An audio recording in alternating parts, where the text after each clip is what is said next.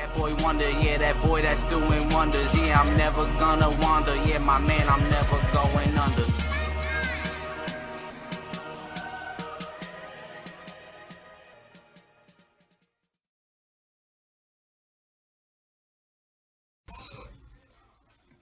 Hey, what's up, you guys? Welcome back to another episode of Gastrocnemius Fitness Training Series. When cows go moo. I know it sounds very silly, but calves. We're training calves this week. This week's training video. So calves grow up to be cows. So that's what we're aiming for.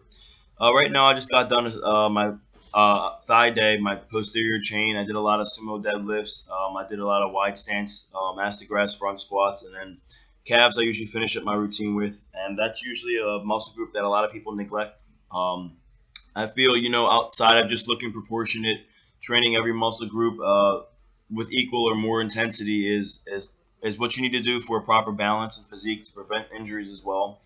So right now I'm moving my feet in and out when I squeeze my calves with a slight bend in my knees as well, so I can focus on the entire gastrocnemius right now. Just because when you rotate your feet in and out, it affects the interior head of the gastrocnemius or the outerior posterior head a little differently than the other heads. I'm starting off with my standard standing leg press. This is going to be my, I guess, first working set, because I usually do one warm-up and then a first working set. And I'm not going too heavy today. My calves are still shot out from Tuesday. Right now I'm just making sure I get a nice squeeze. And that's one thing that a lot of people will forget when they're training calves. They feel that they're squeezing a lot and they're just banging the weight up and down, and they're wondering why their calves aren't developing and growing properly. And that's because they're not contracting the calf movement all the way up at the eccentric phase during the squeeze, and then the decentric phase at the total stretch at the bottom. So you'll see when I contract my muscles, my calf muscle, I'm just not doing a standard press at the top. I'm making sure that I'm contracting the entire thing, and at the bottom I'm stretching it beyond a normal stance of what a normal person would stand, just to make sure that the muscle is getting the entire full movement out of it. You always want to make sure the muscle's got an entire range of motion as what it's supposed to do as well. All right, so my final set here, I'm strapping up with my powerlifting belt, just making sure whenever I put any kind of weight on my shoulder, it's more or less going to start putting torque down on the spine. I just upped my weight on this leg press, calf press right here. So I always make sure that my spine and my core have enough stabilization to move the weight as well. When I'm training calves, a lot of times I don't necessarily have a rep range. I won't do it to 8 to 10 rep or 10 to 15. I'll just honestly keep going until I burn them out. That's one muscle I always make sure I usually have at least 1 or 2 days of the week where I'm burning them out. Out of the 3 days of the week I train legs. Just make sure that you're always switching your feet position up as well, because you'll notice sometimes the exterior of the gastrocnemius, which is the ball, and the calf muscle under that, which is the soleus, you'll notice that there's some flexation differences when I rotate my feet in and out, because the heads are being hit differently. So you always want to make sure you're rotating your feet in and out, either in your working sets or in between your change of sets. The next workout I usually do, I've actually started doing these recently, is the leg press, calf press.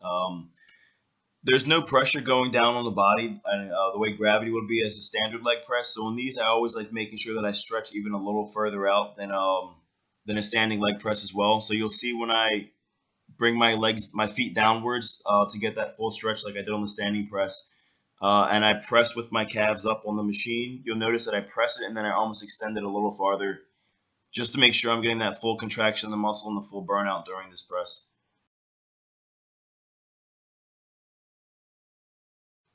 Here's my second set, guys. I belted up. I just use my standard bodybuilding belt. Same thing as even on a leg press. I always make sure I have a belt on for core stabilization and proper stability.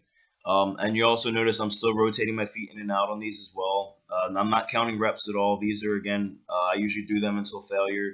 I always like making sure the muscle has a nice, proper squeeze to it as usual, and I like making sure that they're properly pumped, because if I look in the mirror and I see there's no proper pump, most likely I was just under-training them that day, because whenever I train calves, no matter how much weight or reps I'm doing for it or how many sets, I'll know I train them properly when that pump is there. Most of my calf work is usually aimed towards my gastrocnemius. I have very long calf muscles, so it's a little hard to get them thick and a nice dense looking build to them, so all of my movements are very focused on my gastrocnemius. Not a lot of people do these anymore, but these are called donkey presses. They're also a high position workout for gastrocnemius development as well. This is something a lot of the old bodybuilders do. You won't find too many people doing it nowadays. But when I first started, you'll notice that I'm kind of moving my body back and forth, and that's because when you're doing these, the way you're standing, you always want to make sure you have a stretch going on in the back of your hamstrings and calves before you even start pressing. And that's usually how I find my spot of where I want my legs at before I begin the movement. So I know that my calves are going to be worked properly, whether I'm standing on a platform for an extra extension or I'm just standing on the simple floor like I am right now for a proper just squeeze and standard extension. All right, guys, that's the end of the back of my calf workout right now. Once in a while, usually on Thursdays, I'll do a tibia or tibialis workout over by the cables. That's the muscle in the front of your leg, right by your shin bone. And when you strengthen that muscle, it's something that a lot of people should do, especially when they're doing any kind of running sport or any sport that puts pressure or torque into the ground. Because shin splints do happen. I've had them before during track season, and since I began doing these, I haven't had shin splints in a long, long time. And the muscle in the front, you also want to have it properly developed because at certain angles, it's going to make your legs look a lot thicker as well too.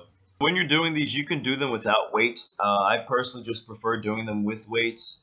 Just making sure that you're pulling the cables back far enough so you feel a stretch coming on your legs.